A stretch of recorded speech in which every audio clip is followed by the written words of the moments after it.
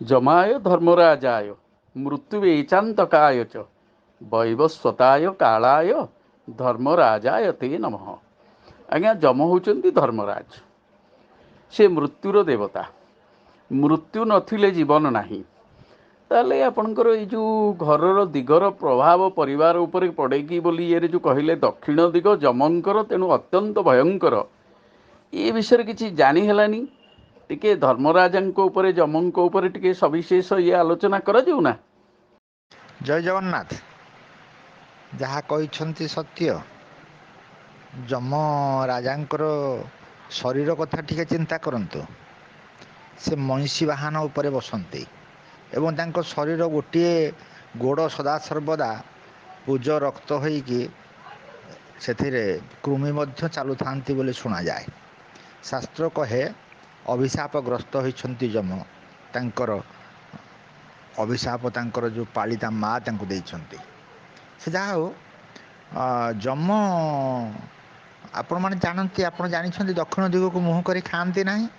दक्षिण दिग को जदि धर्मराज भल ता दक्षिण दिग तो भल आनंद हाँ दक्षिण दिग को मुह करी खाते। दक्षिण दिग को चुलीर मुह हुए ना। दक्षिण दिग को मुह कर रोषे करा जाए ना, तार कहीं आपण जानती जे दक्षिण दिग मुख साधारणतः केतेक जगार कहती भल बोली कहती भल पवन आसवाई कहती, किंतु वर्तमान पवन तो फैन बुलूची, एसी लगी। किंतु दक्षिण दिगरे आपणकर पाखरे थिबा दक्षिण दिगर मुखरे थिबा घरर परिवार को टिके अनुध्यान करंतु। सेमानक परिवार किभଳି भाବରେ ଅଛନ୍ତି ଦେଖନ୍ତୁ। निश्चित भावरे दक्षिण दिग को मुह करिथिबा लोकर परिवाରରେ रोगी रहिबा ही रहिबे एवं गोटे सार्वकालीन रोगी रहिबे। नंबर 2, से घरे अशांति सृष्टि हेबो। स्वामी स्त्री पुत्र कन्या एमानक भितरे केबे हेले मन एक रहिबो नाही।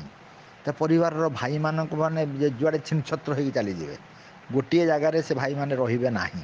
तापर नंबर 3 रे आ गोटे बड़ जिनस से सब बेले आर्थिक अनटन देखा से घरे दक्षिण मुख घरे। एइथिपाई से दक्षिण दिगरे मुख जदिओ अनेक साही रे आपण देखिबे दक्षिण दिग घर भल घर तो करिथिबे, किंतु सेमानकर एई भली भाबरे असुविधा रहिछि। सेथिपाई निराकरण मध्य रहिछि। मो सहित परामर्श कले उपयुक्त पारिश्रमिक देले निराकरण करा जाई पारे। हाँ आज्ञा, पारिश्रमिक तो मिलिबो, यथेष्ट पारिश्रमिक मिलिबो निराकरण पाई। ब्राह्मण दक्षिणा ये सब सब मिलिबो। हेले दक्षिण द्वारर प्रसिद्धि जगन्नाथ मंदिर बहुत आपण जानिथिबे, केना आपण तो प्रवचक ये सब सब ये दक्षिण द्वारर विशेषत्व श्रीमंदिर रे आपण को अजणा नहीं।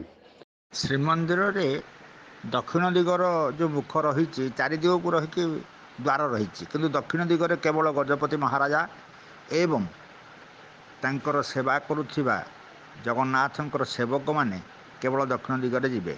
अन्य मानक जीवा पाई बारण अच्छे एवं आगुरु मना कराई कई जापरेनि दक्षिण पटे। केवल ब्राह्मण पंडित माने जिबे। ब्राह्मण पंडित माने जो माने मुक्ति मंडप रे अच्छे से माने जिबे। ता सहित आउ को माने जिबे जो माने सेवक सेवा करुचंती जगन्नाथंकर अंग लागी सेवक ठारू आरंभ करी समस्त सेवक माने जिबे, सुआर माने जिबे, अन्य माने जिबेनि। गजपति महाराजा जिबे। तेणु स्वतंत्र भावे आगुरु नीति निर्घंट होइछि। दक्षिण दिग जेहेतु जम्मूकर पट, तेणु सेपटକୁ घरर मुख रहिले प्रभाव पड़े।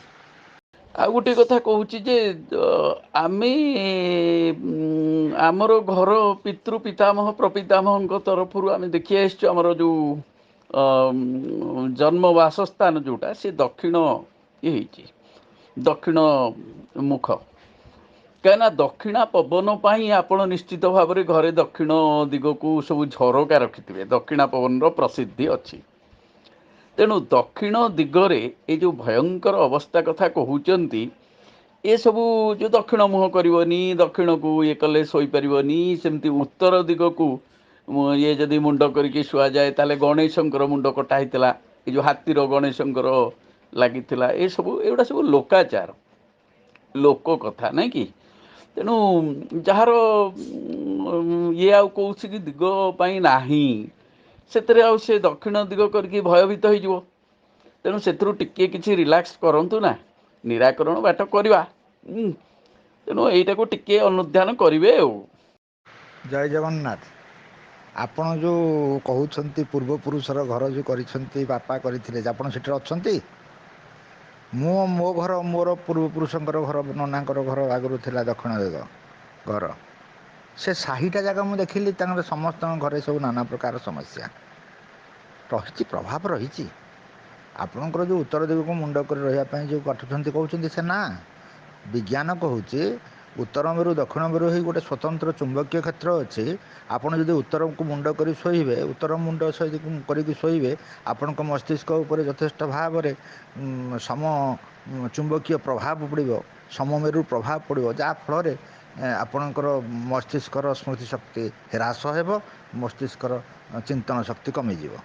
ତେଣୁ ଆଜି ବୈଜ୍ଞାନିକ ଯାହା କହୁଛନ୍ତି ତା ପୂର୍ବରୁ କୁହାଯାଇଛି, ଦକ୍ଷିଣ ଦିଗକୁ ମୁହଁ କରି ଖାଇବନି। ଏଇଥିପାଇଁ ଯେ ଦକ୍ଷିଣ ଦିଗରୁ ପବନ ଆସିବ, ବାହାରେ ବସିକି ଦକ୍ଷିଣ ଦିଗକୁ ଖାଇଥିଲେ ପବନରେ ଖଲିପତ୍ରଟା ଉଡ଼ିଯିବ।